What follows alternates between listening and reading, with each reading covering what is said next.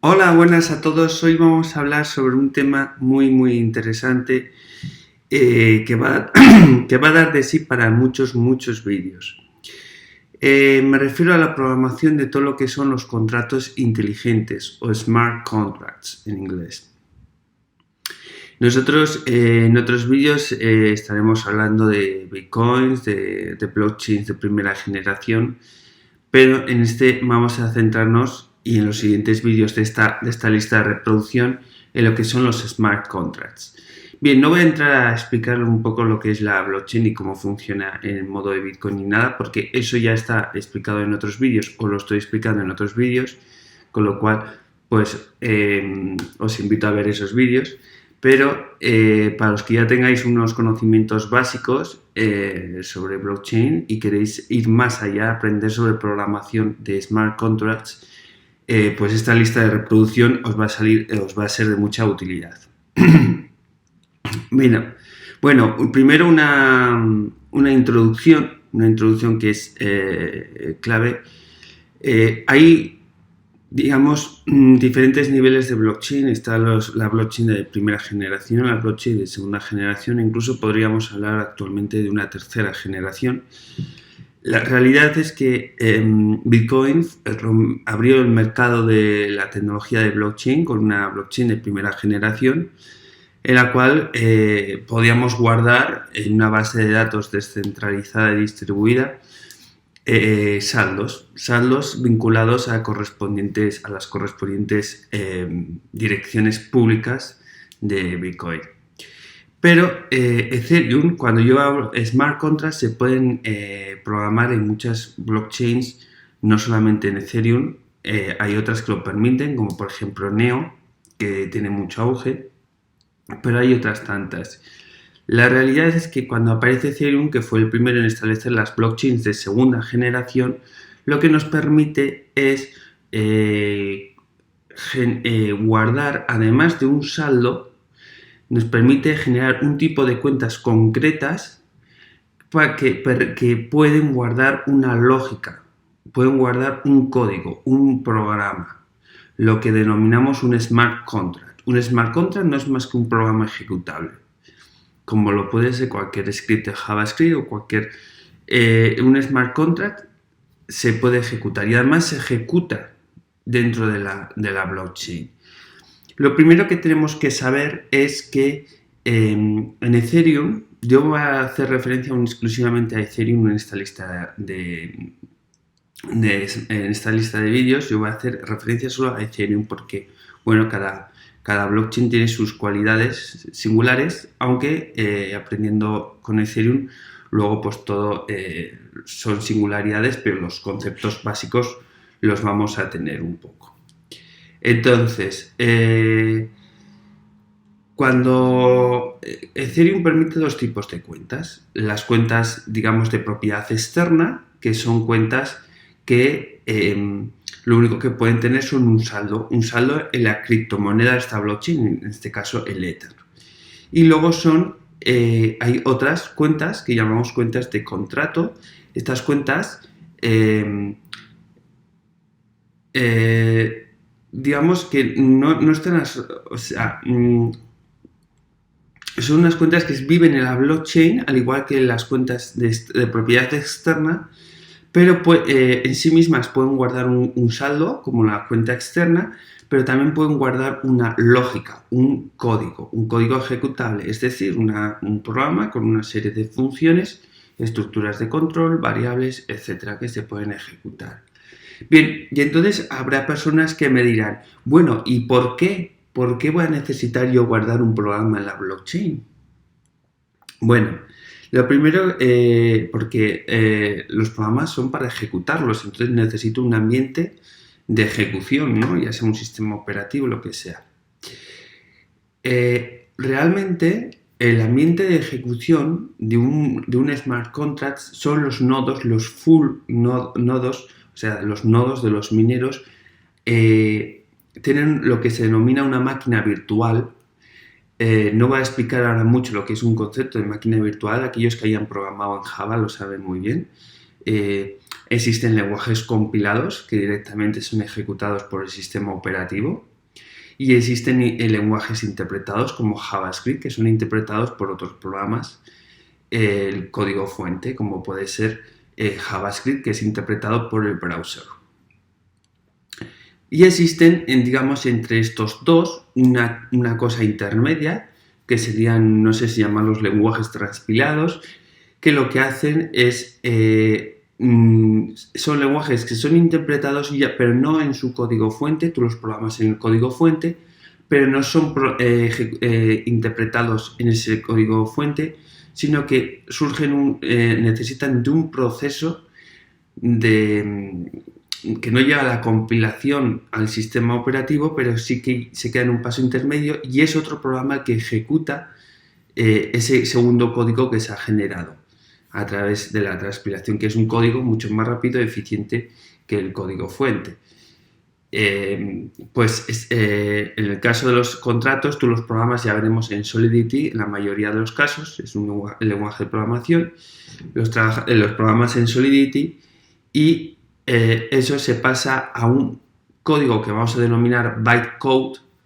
Ahora veremos un bytecode que lo que hace es ser ejecutado, interpretado por la máquina virtual de las wallets, de las full wallets de los mineros.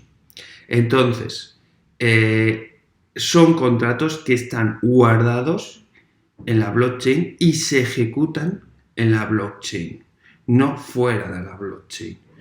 Su ambiente, tanto para conservar como para ejecución, son la blockchain. Y esto podrías decir, bueno, ¿y yo para qué quiero ejecutar un contrato en la blockchain? Bueno, te voy a poner el primer caso más lógico. En Bitcoin yo no puedo... Bueno, Bitcoin es cierto que podríamos, cuando validamos transacciones, podríamos generar scripts, condiciones un poco más complejas de la validación para conceder transferencias de Bitcoin, pero eso es un tema que ahora excede, no vamos a hablar. Lo que sí es cierto es que no está muy preparado para la programación Bitcoin, mientras que un código, por ejemplo, en un smart contract puede permitir que si se cumple una determinada condición se haga una transacción, una transferencia de Ethers a un determinado usuario. Por ejemplo, el caso que más se suele poner es el caso de las herencias.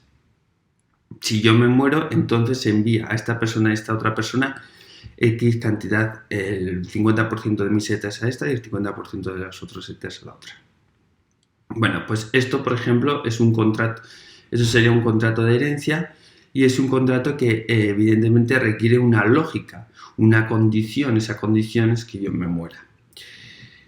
Ya veremos más adelante que no todo es de color de rosas, porque claro, el contrato tiene que saber que se ha producido esa condición, ese evento. Entonces hay que generar sistemas que ya no están descentralizados y son autónomos, que es que yo, por ejemplo, le vaya indicando una vez al año o cada 2 años que yo estoy vivo y en el momento en que no reciba ese input se active los hijos puedan hacer una orden y como no está ese input, el smart contract lo efectúa. Pero bueno, ahí nos estamos metiendo ya en más código. Ahí os quería poner el ejemplo de cómo realmente funciona un smart contract. Pero eso no es el caso, eso es un caso incluso limitado, en el sentido de que aunque excedemos las funcionalidades de Bitcoin, estaríamos aún en el sistema financiero, estaríamos moviendo dinero, básicamente. Pero no estaríamos haciendo nada más. En los smart contracts existe la posibilidad, y esta es la gran revolución, esto es una gran revolución, de la tokenización. Esto lo vais a oír hablar mucho, la tokenización de la economía de la sociedad. ¿Y qué es una tokenización? Bueno, un token dicho así es como un comodín que puede representar una cosa. Un token es algo que representa una cosa en la vida real. Así de sencillo.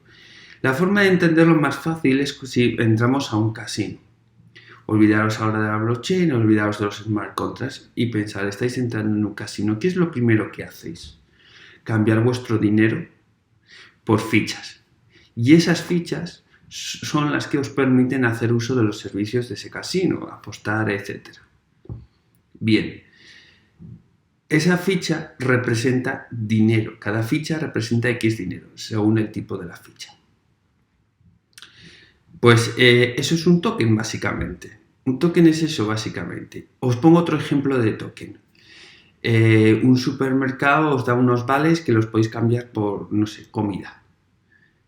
Esos vales son un token. Es decir, todo aquello que tenga una representación en la realidad. Bueno, la realidad es que esos tokens, estamos hablando ahora de dinero, pero podría ser otras cosas, ¿no? Un token, por ejemplo, podría ser el equivalente de consumo a 50 litros de agua. Entonces, yo, a la compañía de aguas, yo podría pagar el consumo del agua con esos tokens. Porque equivalen al consumo, cada token de esos equivalen a 50.000 o a 50 litros de agua. También podría ser viajes, usos de taxi, 1000 cosas. Eso es la gran revolución de los smart contracts, del blockchain de segunda generación, la tokenización digital y de la sociedad y de la economía. Tanto en el caso de que creemos tokens que equivalgan a dinero, estamos hablando de los famosos tokens que algunas personas confunden con criptomonedas, pero que no son criptomonedas. Podríamos hablar...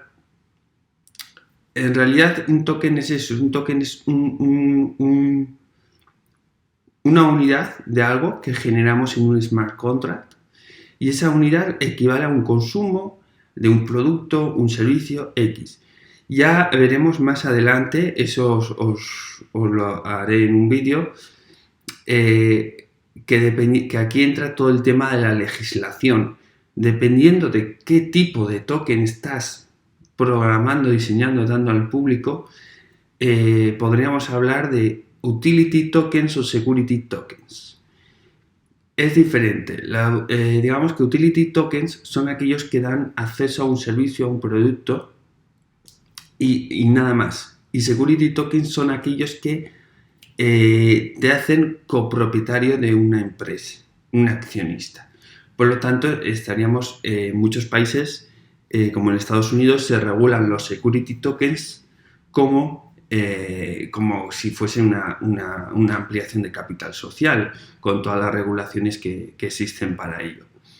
Entonces, bueno, pero eso ya es tema de derecho. Pero para que veáis un poco, yo os quiero dar una referencia, un marco para que empecemos a meternos en este mundillo.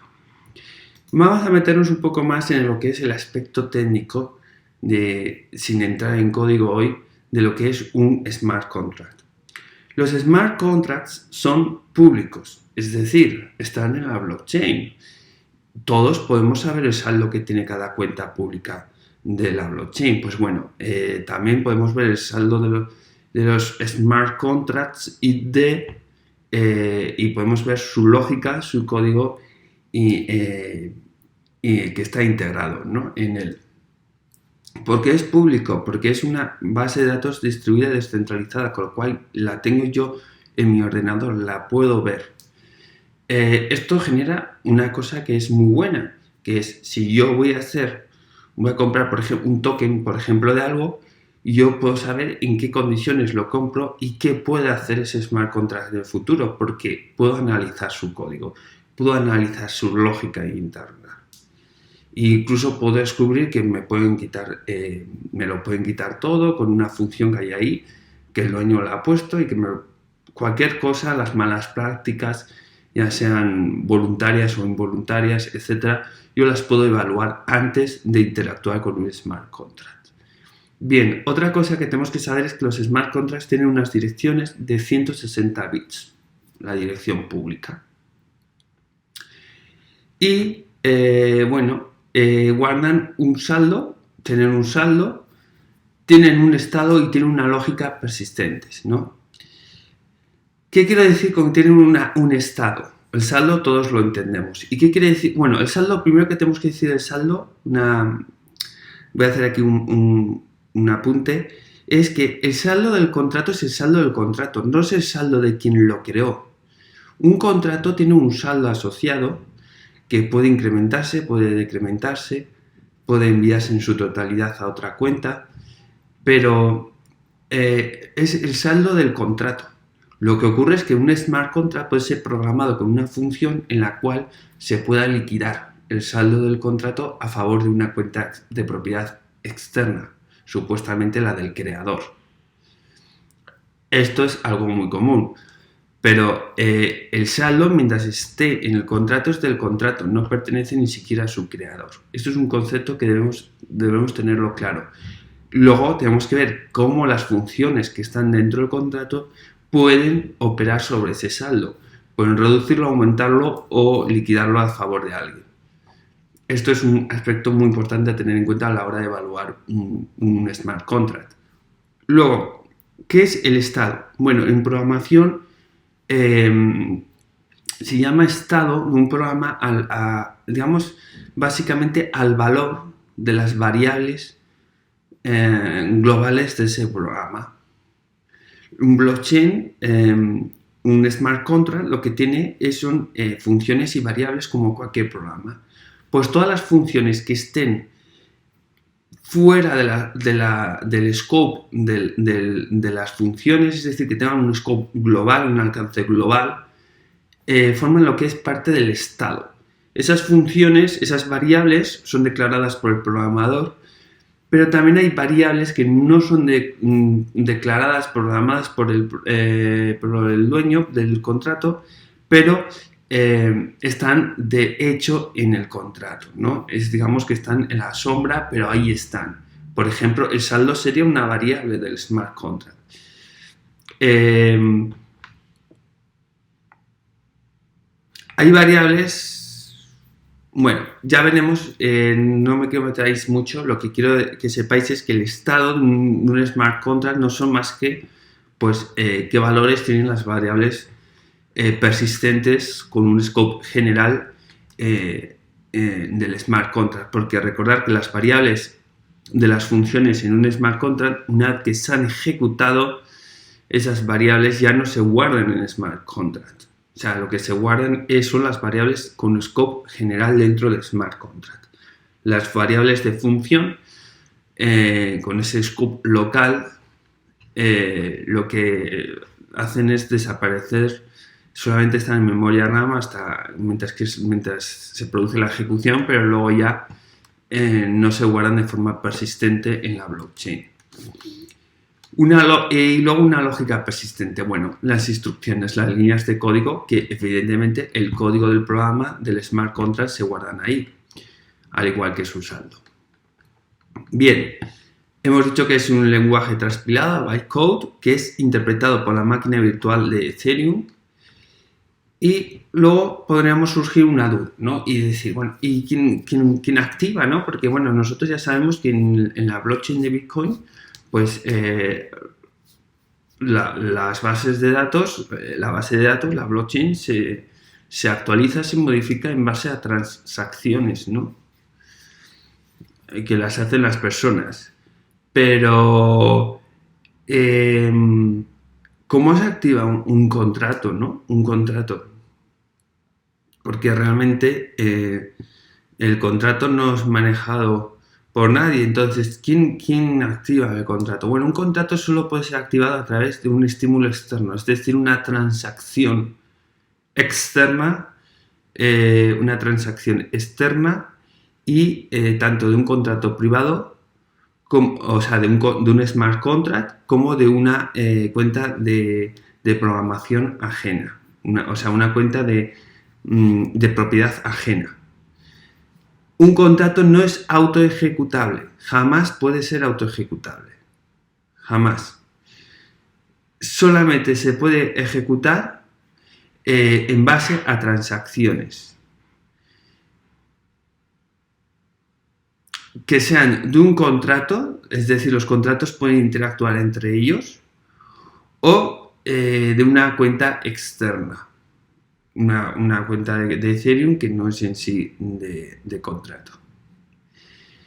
El próximo vídeo hablaremos que el concepto de gas. ¿Qué es el gas? Y bueno, y yo con esto yo creo que este vídeo ya da bastante de sí. Si por ejemplo aquí vemos bueno, un smart contract, ya sé que ahora esto os puede resultar muy complejo, olvidaros. Lo que quiero que veáis es que es como una especie de, aquí tenemos, todo empieza por contract, la keyword contract, y bueno, lo que hace realmente es declarar unas variables, primeramente,